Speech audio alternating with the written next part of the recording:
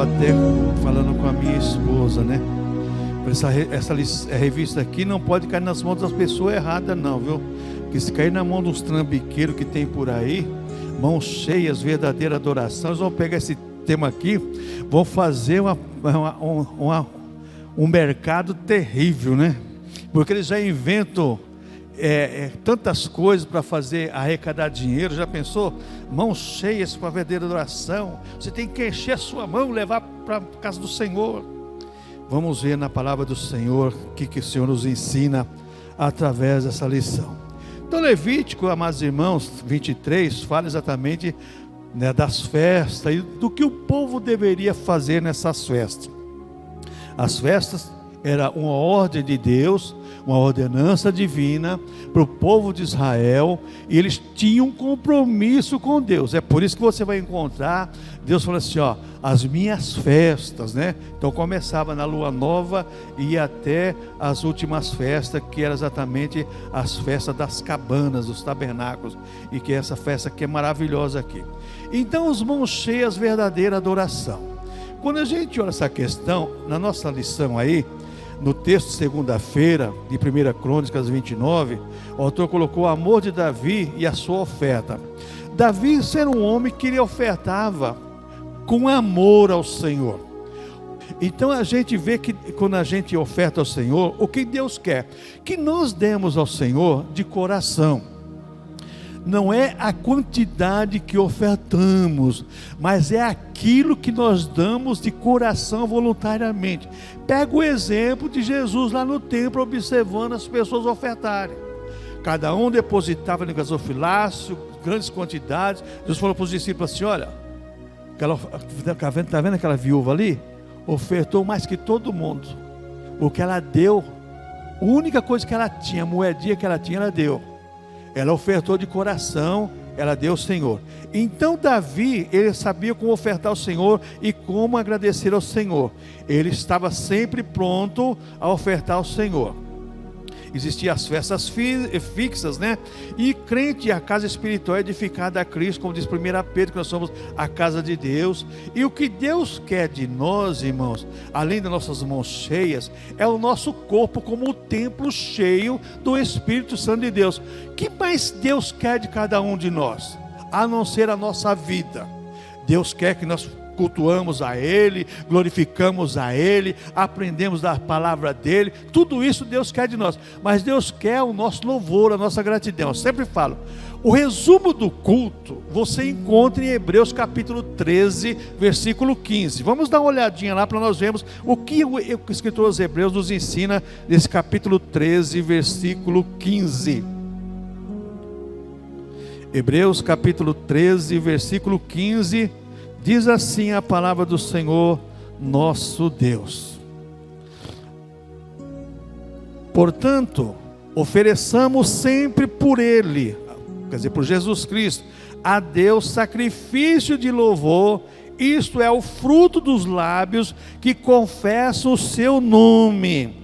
Através de Cristo sempre devemos oferecer a Deus sacrifício de louvor, gratidão ao nosso Deus por tudo que Deus tem feito através das nossas vidas. Deus tem feito grandes coisas, e Hebreus deixa bem claro essa questão da oferta que nós devemos dar ao Senhor. É o nosso louvor, a nossa gratidão a Ele, que é o que Deus mais quer de cada um de nós. E nós temos aqui também na semana a verdadeira adoração, lá em João capítulo 4, versículo 19 ao 30, quando Jesus conversa com a mulher samaritana, que existia uma dúvida com aquela mulher e os adoradores. É em Jerusalém que adora ou é aqui nesse monte? Jesus falou assim, ó, não é nem aqui nem em Jerusalém. A hora vem, é chegada, que os verdadeiros adoradores adorem ao Pai em espírito e em verdade.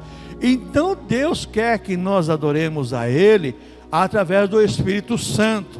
Eu sempre falo, irmãos, cantar bonito é dom natural. Vamos ser verdadeiros. Tem cantor no mundo aí que canta bonito, é dom natural. Deus deu para ele uma garganta, uma voz boa, uma dicção boa para ele cantar. Mas ele não adora. Agora, o que Deus quer da igreja é a verdadeira adoração, lábios que professem o nome de Cristo e têm um compromisso com Cristo. Então a verdadeira adoração flui do quê? De um relacionamento com Deus, flui de uma vida com Deus, de um sentimento voltado a agradecimento ao Senhor nosso Deus. E na mensagem de amanhã, que é de 1 Coríntios capítulo 1, verso 18 e 31, a mensagem da cruz e a vocação dos santos, onde Paulo fala exatamente sobre a questão que Deus escolheu as coisas loucas deste mundo para confundir as sábias. Bom, na introdução da nossa lição aí, nós temos aí culto e ofertas aqui na sua margem da lição, lado direito, o escritor diz assim: todos que se aproximam do Senhor devem ter sempre algo para oferecer e reverenciá-lo, não somente por aquilo que ele faz, mas principalmente por aquilo que ele é.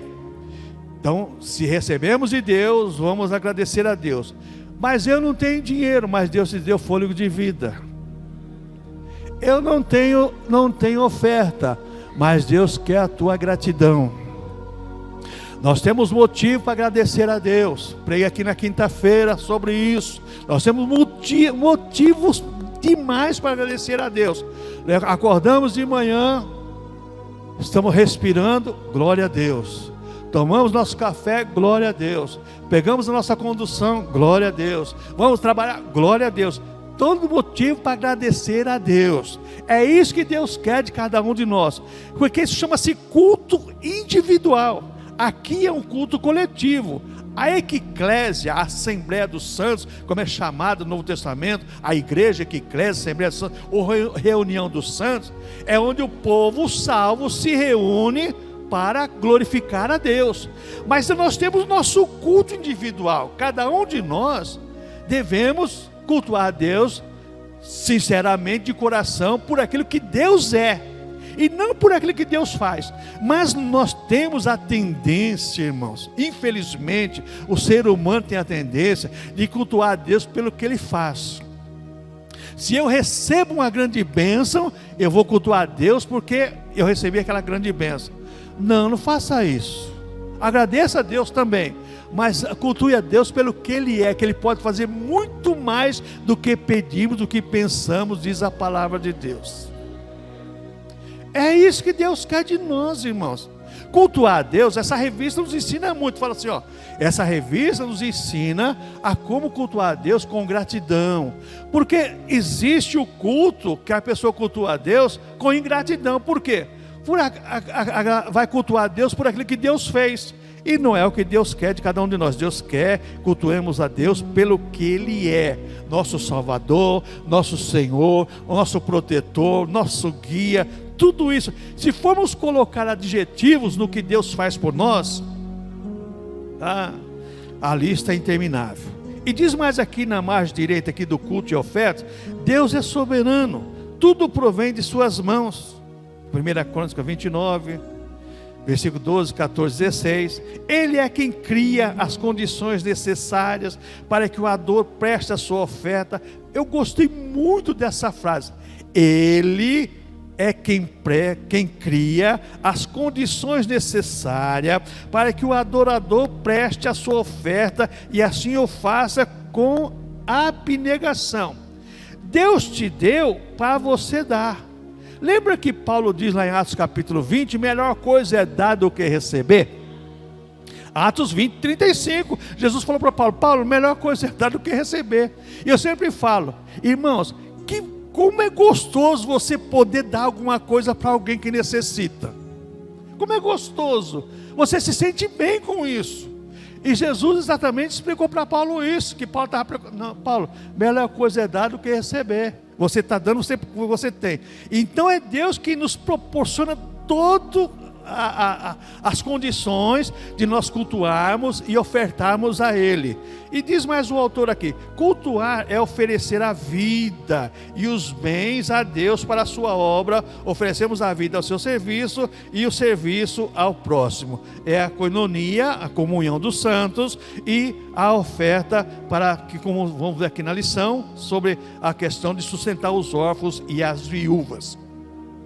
Entrando na lição aqui, o calendário judaico era rico nas celebrações religiosas, além das diversas festas anuais, Todo o sistema de culto era muito significativo, visando acima de tudo a comunhão. Tinha um significado especial, porque Hebreus você vai entender sobre essa questão do culto, que isso aqui era a sombra do culto verdadeiro hoje, que nós fazemos através de Cristo, porque lá eram rituais feitos com produtos da terra, da colheita, que eles colhiam, e dos animais. Hoje nós cultuamos através do sangue de Cristo. Naquela época não existia um caminho aberto ao céu. Existia o sacerdote que uma vez por ano entrava no Santo dos Santos para oferecer sacrifício pelo pecado do povo de toda a nação e assim por diante.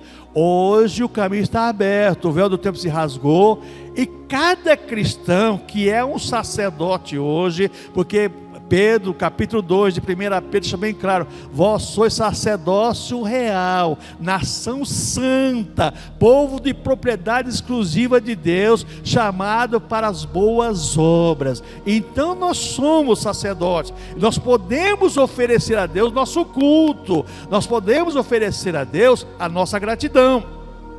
Lá no Velho Testamento era o sacerdote e o sumo sacerdote. Hoje os cristãos são todos sacerdotes para oferecer culto a Deus. E eu sempre falo, irmãos, nós muitas vezes erramos por não reverenciarmos a palavra de Deus.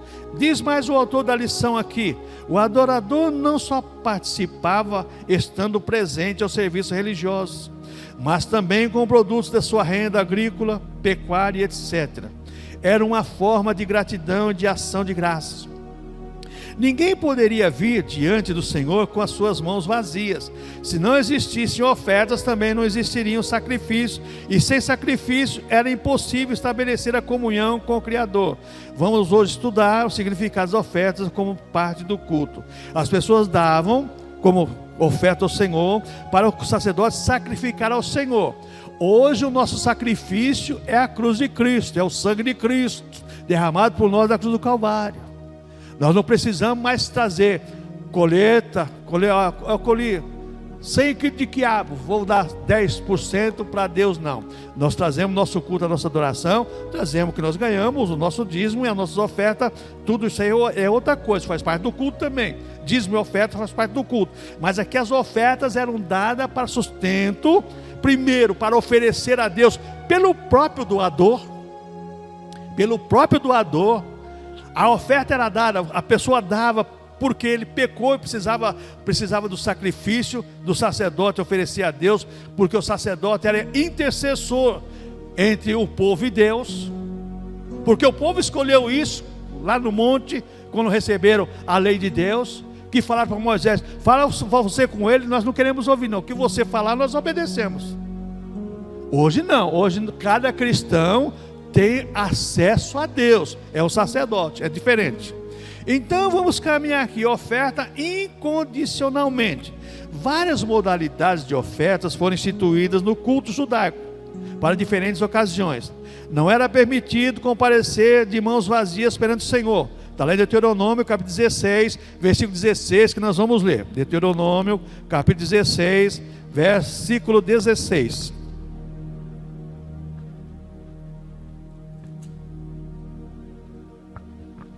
Diz assim a palavra do Senhor: 3 vezes ao ano, todo varão entre ti aparecerá perante o Senhor teu Deus, no lugar que escolher na festa dos pães asmos, e na Páscoa e na festa das semanas, e na festa dos tabernáculos, porém não aparecerá vazio perante o Senhor. Por quê? Eles tinham pecado e necessitavam trazer um sacrifício para o sacerdote sacrificar em favor deles. Então era isso. Hoje, então é pecado, pastor, eu ir no culto sem ter a minha oferta? Não, não é pecado. Não é pecado. O pecado é você não se entregar o seu culto a Deus. Lembra do pastor Antônio Cláudio, quando ele pregou aqui, contou sobre o Namastê, que ele escreveu aquele livro, que ele tinha aquelas missões na África lá. O que aconteceu que ele escreveu aquele livro tão famoso, que virou até novela no México e assim por diante? O namastê, quando estavam recolhendo a oferta, aquela criança pulou dentro do balaio. Lá, aquele balaio, colhendo a oferta, na Índia eles pegando aquelas coisas também, abóbora e tantas coisas que eles levavam lá. O namastê pulou dentro. Aí o diácono falou assim: o que você... Eu estou me entregando a Deus. Sou eu, a minha vida. Olha só, uma criança é o que Deus quer de cada um de nós. Então, é pecado não ter dinheiro para a oferta? Não, não é pecado. O pecado é você não se entregar para Deus. Aí é pecado. O pecado é não cultuar a Deus. Aí é pecado, porque Deus quer que todos se salvem e todos tenham comunhão com Ele. Se eu não sou salvo e não tenho comunhão com Deus, eu estou em pecado, o meu destino é outro, é separado de Deus eternamente. A melhor qualidade: o adorador trazia sua oferta ao sacerdote e este a vistoriava. Se estivesse segundo a lei determinava, então seria apresentada solenemente perante o Senhor. Carne estragada ou animal com defeitos físicos não eram aceitos para o sacrifício. Aquele que tem algo de excelente qualidade, mas oferece o pior para Deus, é amaldiçoado, como diz lá Malaquias, que o povo fazia isso. Então, se eu tenho para dar algo a Deus e eu não dou, porque eu fecho o meu coração, eu não vou receber a minha bênção. Agora, se eu tenho para dar e dou de coração, meu irmão, Deus vai receber, Deus vai me abençoar. A verdade é essa. Tem certas coisas que você fala para as pessoas e as pessoas ficam assim até mas eu sei não, esse pastor aí, eu sei não, hein? As pessoas duvidam do que Deus pode fazer. Eu sempre falo, irmãos, a minha vida é um milagre. Minha vida é um milagre. Eu não sei como Deus, sabe, tem hora que eu fico pensando, meu Deus, sabe, Deus faz. Você vai fazer o quê? Ser fiel com o Senhor. E o que Ele falou? Faça a prova de mim. Ser fiel com Deus, deixa por conta dele. Deus quer o nosso coração, porque Deus conhece o nosso coração. Não adianta eu querer enganar a Deus, que Deus não vai deixar se enganar, não. Então, a oferta tinha que ser a melhor. Não podia ter nada com defeito naquilo que eu estava ofertando. Não podia ter nada com defeito. Eu aprendo uma coisa aqui, irmãos. Se eu ganho, no meu caso, R$3.400, meu dízimo qual que é? R$340. Não adianta eu dar 339, é 340. Se eu der 350, estou dando de espontânea vontade. Agora, não tem 350, eu vou dar 320. Deus vai aceitar? Deus aceita. Só que eu não estou fazendo a coisa dos padrões de Deus. Não estou fazendo na legitimidade da oferta. Eu estou negligenciando. Porque se eu tenho 320, que custa eu colocar mais 20? Vocês não estão entendendo? Era o que Deus está falando para o povo aqui, olha. Vocês tragam o melhor.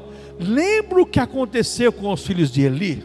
Por que Deus exterminou a família de Eli? Por causa que eles faziam tudo errado. Pegavam as ofertas que não eram para pegar, eles pegavam. Faziam a coisa tudo da maneira deles, não era da maneira de Deus. Por que Deus hoje rejeita tantas coisas, irmãos, desses grandes homens da mídia, que tem dinheiro, tem nome, tem fama, tem um monte de coisa? Mas Deus rejeita, sabe por quê? Porque não fazem com propósito de interesse de coração. Fazem como diz Paulo aos Gálatas, o Deus deles é o ventre. Eles estão focados no que vão ganhar, no que vão adquirir. Deus não quer isso não, Deus quer que nós façamos a coisa certa. O melhor propósito, a oferta tinha de agradar a Deus. O Senhor aspirava o suave cheiro do sacrifício, conforme lá em Gênesis 8:21, e assim era firmado o tríplice relacionamento de comunhão entre o Senhor, o adorador, o sacerdote, o oficiante. Então Deus, quando aceitava o sacrifício, a pessoa recebia a bênção de Deus.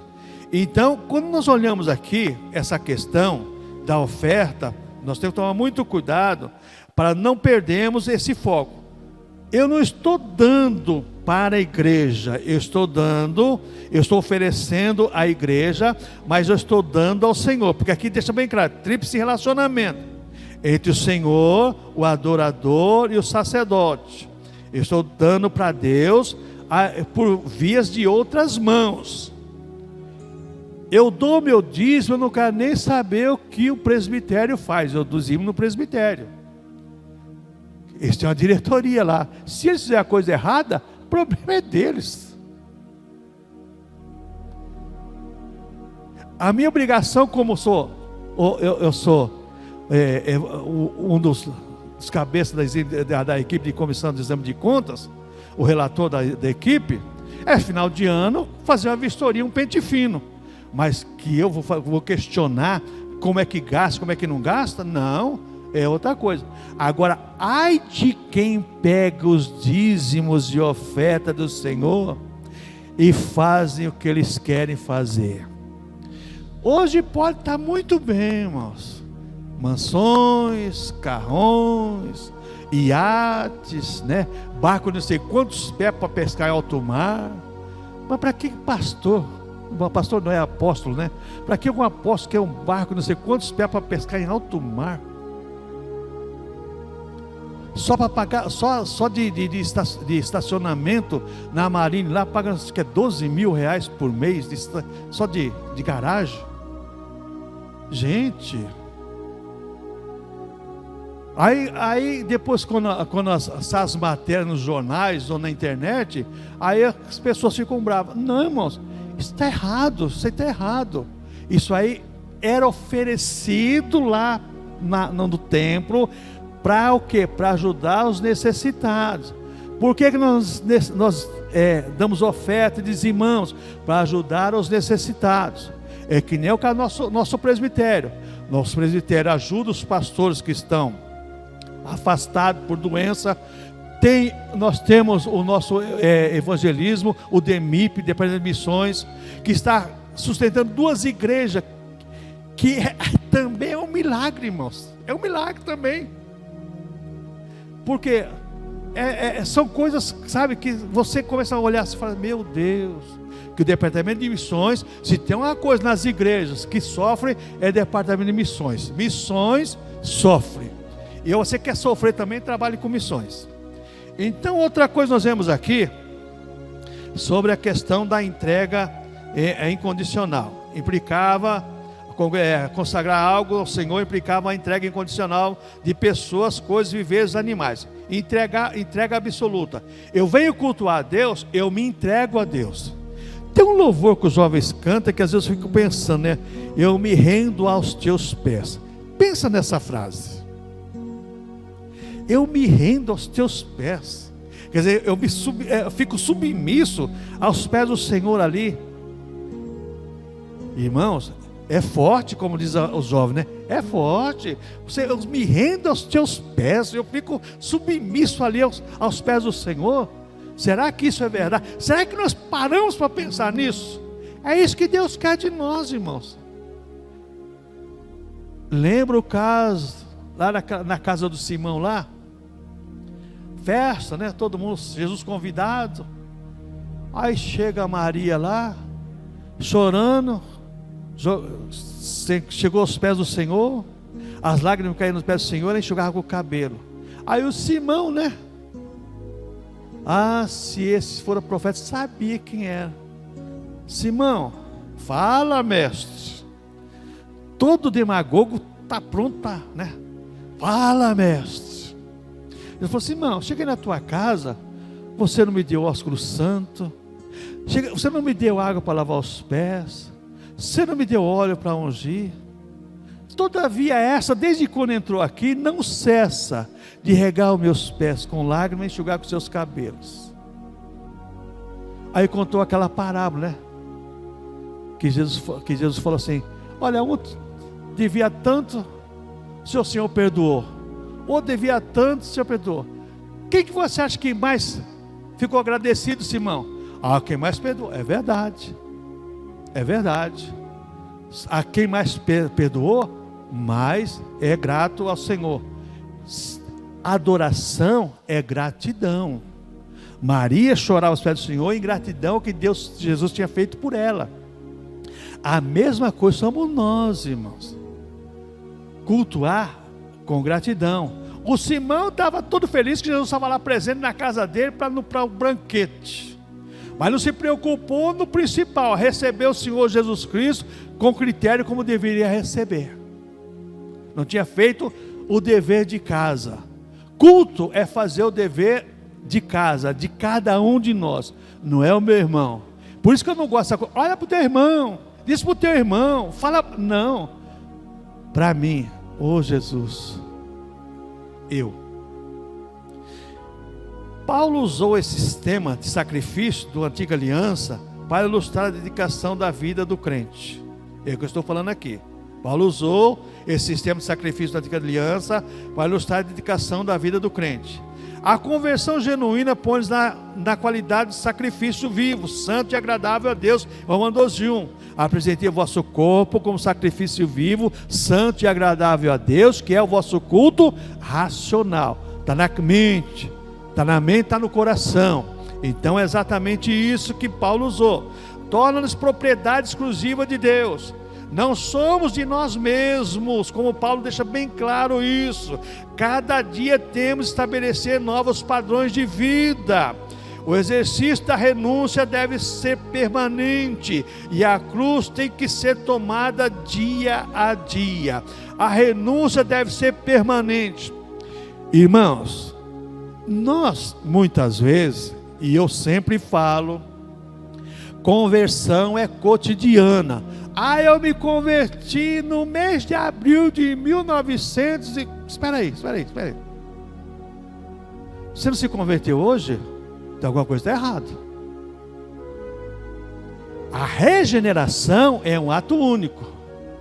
O novo nascimento é um ato único. Agora a conversão é cotidiana. Porque a santificação posicional, Cristo nos chama, através do Espírito Santo, nos santifica para sermos santos através do novo nascimento. Agora a santificação cotidiana é exatamente a santificação progressiva, dia a dia, através da conversão. Santificação posicional é no novo nascimento. A santificação cotidiana é na conversão do dia a dia. Ontem eu fiz isso, hoje eu não posso fazer. Fiz errado ontem, o que vou fazer hoje sabendo que eu fiz errado? Não posso, tenho que me converter. Conversão é mudança de atitude, mudança de rumo. Aí eu me converti, 1966, por causa da minha esposa. Não, se converteu hoje. Porque conversão é uma coisa cotidiana.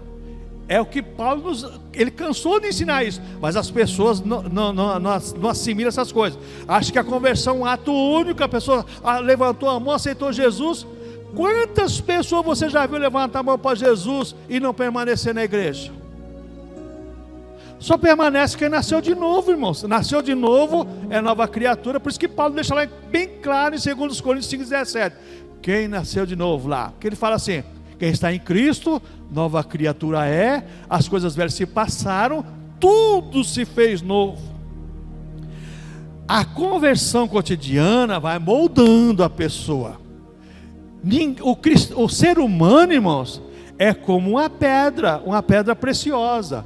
Tem que ser lapidada na mão do ourives lá, o ouro, o rubi, qualquer coisa lá, para fazer o quê? Para ficar bonita. Porque tem coisas que o ser humano, meu irmão, para Jesus moldar do querer dele, não é fácil não. Tem que tirar um monte de coisa. É o que eu sempre falo, às vezes Deus usa várias ferramentas. Antigamente, hoje o marceneiro tem tudo quanto é tipo de ferramentas novas aí, Tudo. Antigamente o carpinteiro, que era o marceneiro, ele só tinha um traçador, um serrote, um menchó, um machado, um formão e um martelo. Fazia móveis, fazia tudo. e a grossa, né, que é para tirar as coisas mais grossas. Deus usa várias ferramentas para nos moldar também. E tem algumas ferramentas de Deus que mexem com a nossa estrutura. Mostra para nós que nós somos pecadores e necessitamos melhorar. E o culto é exatamente isso. A oferta nós oferecemos a Deus sem defeito, Deus vai mostrar para nós aonde está o nosso defeito então. Eu ofereço a Deus a minha vida sem defeito, e Deus vai moldar em mim a inteligência de eu ver que existem algumas coisas que precisam ser mudadas ainda na minha vida e na vida de cada um dos irmãos. Amém, irmãos? Alguma dúvida? Muitas, né? Eu também tenho que chegar no céu, vou perguntar para Jesus: por que ser cristão foi tão difícil, hein? Seguir o Senhor dia a dia. Olha, nessa época aqui, hein? Seguir o Senhor não é fácil não, irmãos. Você já pensou, uma hora dessa, você em casa, tranquilo, nesse calor, né? No ar, né? Ventilador ligado, quem tem ar-condicionado, sua casa tranquilo, né? Daqui a pouco pedir uma pizza, né? Que bênção, né? Mas Jesus quer que nós venhamos a cultuar o seu nome santo e bendizer o Senhor. Segundo tópico, a oferta com adoração, com o coração quebrantado. Isso aqui é maravilhoso, irmãos. Oferta com o coração quebrantado. Eu estava vendo isso aqui, eu lembrei da Ana, né? Você já pensou que coração tinha aquela mulher? Orou tanto para Deus dar um filho, mas ela tinha falado para Deus que se Deus desse o filho para ela, ela ia dar para o Senhor de novo. Você já pensou desmamar o filho, criar até desmamar, agora pegar o filho e entregar para os sacerdotes? Irmãos, eu estava pensando isso aqui, ofertar com o coração quebrantado. Por isso que Deus deu mais 5 filhos para ela, porque ela deu 1 e ganhou 5, ganhou mais 5. Samuel teve mais 5 irmãos. Ofertar com o coração quebrantado. A prática de sacrifício sem um propósito íntimo do meu coração, é eu e Deus. Eu e Deus. Justo e aceitável, não passava pelo crivo do julgamento onisciente de Deus. A prática de sacrifício sem um propósito íntimo, justo e aceitável, não passava pelo crivo do julgamento onisciente de Deus. Não tentava enganar a Deus. Por que o sacerdote entrava no Santo dos Santos lá com a corda amarrada na barriga? Porque ele ministrando na barra da estola sacerdotal, tinha uma campainha e uma romã. A campainha era para fazer barulho que ele estava ministrando. Terminou o barulho, podia puxar a corda que o cara estava morto. Porque com certeza muitos sacerdotes sabiam que é pecado, mas ia lá oferecer. Quem sabe Deus não vai ver, né? Está escondido mesmo, está dentro de um lugar fechado, cheio de fumaça, como diz o louvor, no Santo dos Santos, né? A fumaça me esconde, né? Só os teus olhos me vêem. Esqueceu disso. Eu estou escondido, mas teus olhos me vendo. Tem jeito de escapar. Morria fulminado. Então não passava do crivo do julgamento onisciente de Deus. Deus almeja muito mais que os homens o conheçam e o adorem em espírito e em verdade, do que façam ofertas reverentes de holocausto. Como eu já cansei de falar aqui, já de introdução falando isso, Deus quer a nós, seres humanos, porque nós somos criados por Deus, pelas potentes mãos do Senhor, para oferecermos sacrifício ao Senhor de adoração e louvor a Deus. Que o ser humano, ele foi criado para adorar ao Senhor. Então obedecer é melhor que sacrificar. Samuel deixou brincar isso para Saul, lá em 1 Samuel capítulo 15. Deus rejeitou seu reino porque melhor obedecer do que sacrificar. E muitas vezes, irmãos, nós sacrificamos, e eu já contei alguns casos, e as pessoas conhecem famílias que ficaram em situações difíceis por fazerem votos nessas campanhas malucas de dar 200 mil reais, colocar um cheque lá em branco e não sei mais o que. Faz isso não, irmãos. Deus quer que você dê com o coração consciente, para você ser abençoado por Ele. Vida religiosa e coração obstinado não se harmonizam. Vida religiosa e coração obstinado não se harmonizam.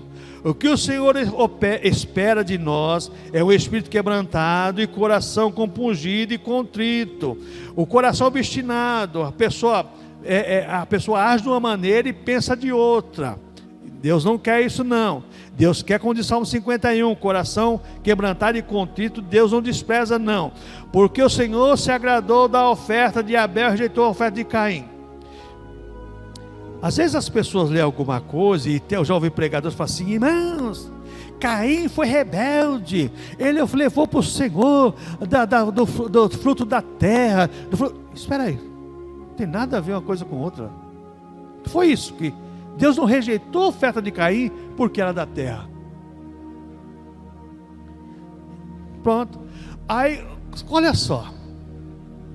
O que aconteceu? Que se Deus então matou Caim porque ele ofertou da oferta da terra, por que Deus requereu de Israel ofertar as primícias? Não foi isso não. Foi que Caim fez a coisa irreverente e de qualquer jeito. Abel fez a coisa certa. Culto é coisa séria, irmãos. Caim e Abel estavam oferecendo um culto a Deus. Um fez do jeito certo, outro fez do jeito errado. Quem que Deus recebeu? A oferta de Abel, que foi feita do jeito certo.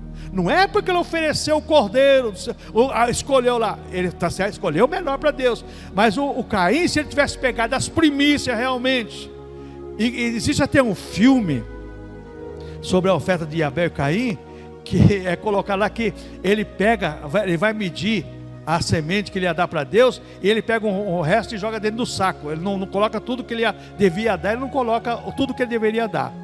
Isso é um filme, né? Mas ele fez a coisa irreverente, sem pensar. Porque se tivesse feito a coisa certa, Deus tinha aceitado o culto dele. A mesma coisa somos nós, irmãos. Deus quer o nosso culto, louvor e gratidão, feito com ordem e decência, como diz a palavra do Senhor. Nada mais do que isso. Feita coisas como deve ser feita. Então, vida religiosa e coração obstinado não se harmonizam. Nem sempre o melhor para Deus é representado pelo que se está ofertando. Nem sempre o melhor para Deus é representado pelo que se está ofertando. Nem sempre. Olha, isso aqui é um problema sério, problema seríssimo. Eu conheci um pastor, vários pastores. Na época eu dava aula no Betel de manhã, tinha um pessoal grande de uma igreja aí que estava se dissolvendo, e eles comentavam algumas coisas que aconteciam no culto, né? E o pessoal comentava que é o seguinte: eles eram instruídos, os pastores, na hora da oferta. Por exemplo, se o apóstolo falasse assim: olha, quem vai doar um carro? Então o pastor era o primeiro a pegar a chave do carro e colocar. Só que depois, na saída, ele passava na secretaria a pegar a chave do carro dele, para ele induzir as outras pessoas a fazer o mesmo. Então eu vou falar, a Renascer. Isso acontecia no Copan, muito lá no Copan.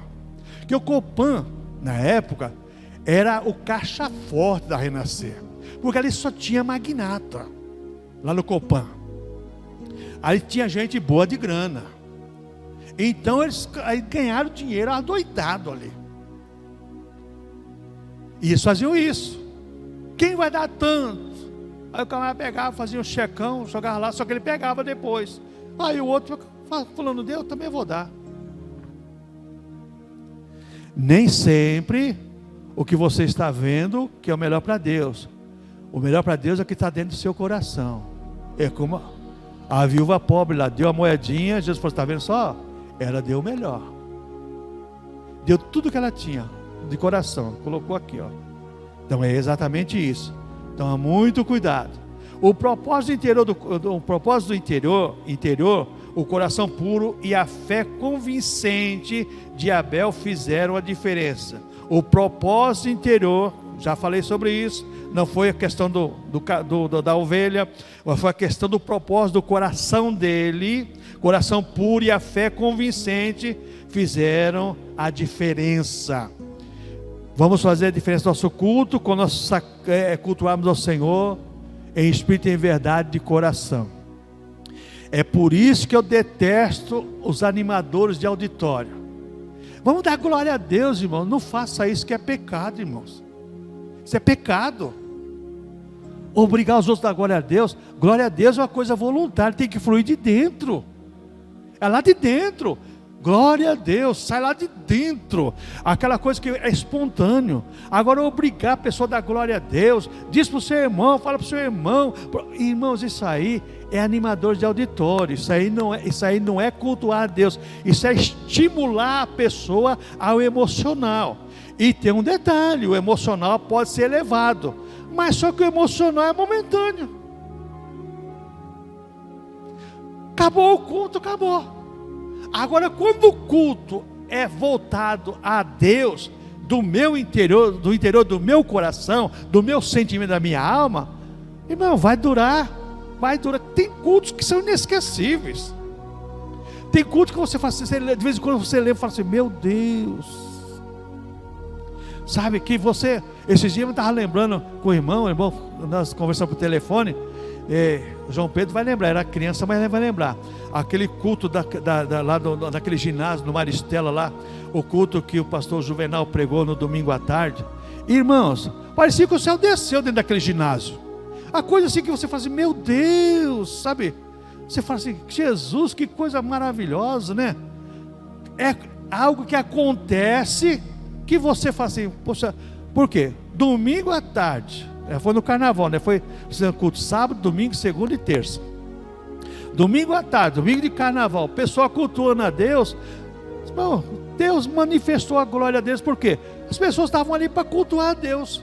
E quando reúne o pessoal, o que Jesus falou? Onde tiver 2 ou 3 reunidos em meu nome, no nome dele, cultuando a ele, glorificando a ele, irmão, vai se manifestar mesmo. Aí não tem negócio. É Deus e o ser humano. E tem uma coisa, hein? Esses cultos ficam na nossa alma. Santificação da vida e culto aceitável. Isso aqui é uma outra questão muito importante para nós, irmãos. Santificação da vida e culto aceitável. É por isso que eu coloco nas escalas, irmãos. Quem vai estar na escala, ore, jejue, para Deus receber o nosso culto, o nosso louvor, a nossa gratidão. Coisas para Deus não é feito de qualquer maneira não, irmãos. Sabe, eu fico preocupado. Às vezes o músico chega em cima da hora, está lendo a Bíblia, o cara está afinando instrumento. Irmãos, falta de reverência, falta de temor. E você, quanto mais fala, parece que pior é. É complicado, você vai fazer o quê?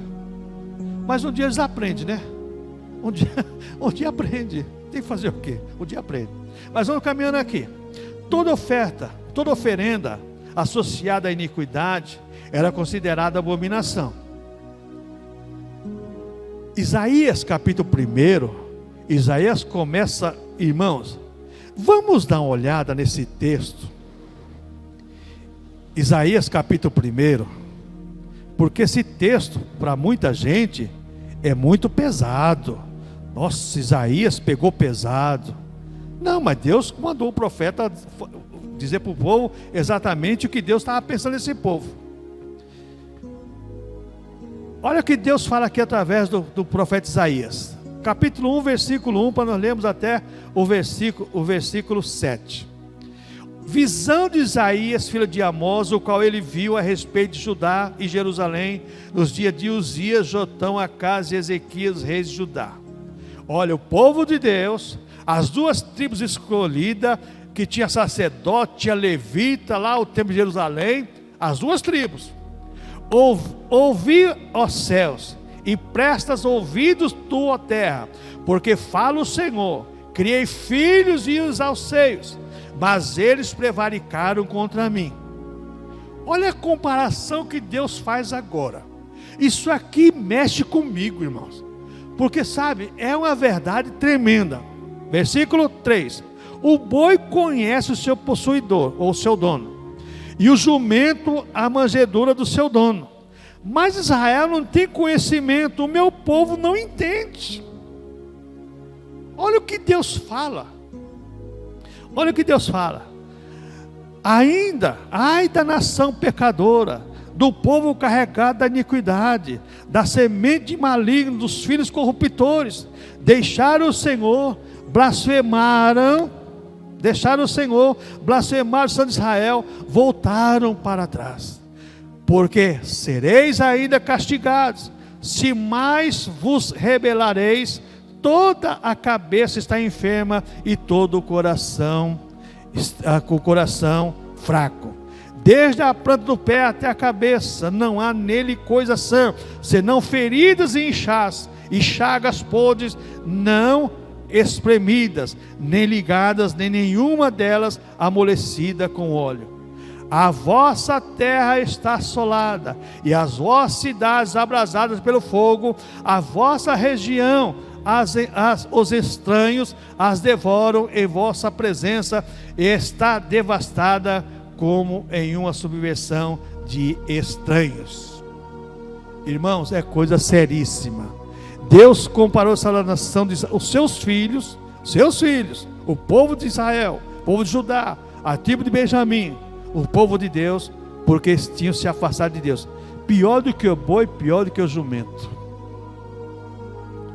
Só Deus para ter misericórdia. Só Deus para ter misericórdia. Irmãos, vamos caminhando aqui. O Espírito de Deus, que em nós habita, tem ciúme de nós, no seu anseio pela nossa integridade e lealdade. Tiago capítulo 4, versículo 5, diz que o Espírito Santo tem ciúmes de nós. Não é de seu agrado dividir a sua morada em nós com outro hóspede, e não é da sua vontade que venhamos a nos moldar segundo os padrões desta era presente. Presta atenção nisso aqui. Não é de seu agrado dividir sua morada em nós com outro hóspede. Ou é Deus, ou é o outro. Não pode ser dividido. Deus não divide a sua casa com outro. E não é da sua vontade que venhamos nos moldar segundo os padrões dessa era presente. Nos moldar conforme os padrões da era presente.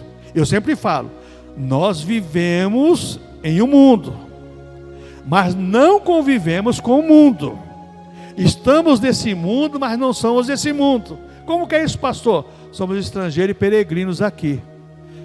Se Jesus voltar hoje, se Jesus voltar amanhã, eu sei que ele vai voltar a renovar a sua igreja. Isso aí eu sei. Vivemos nesse mundo, mas não convivemos. Não temos comunhão com o mundo. O sistema do mundo é contrário às nossas ideologias. O sistema do mundo é contra a igreja. Você viu aquele vídeo do Drauzio Varela? Coloquei no grupo da igreja hoje. Drauzio Varela falando que esse negócio de Bíblia, palavra de Deus, onde existe essa palavra de Deus?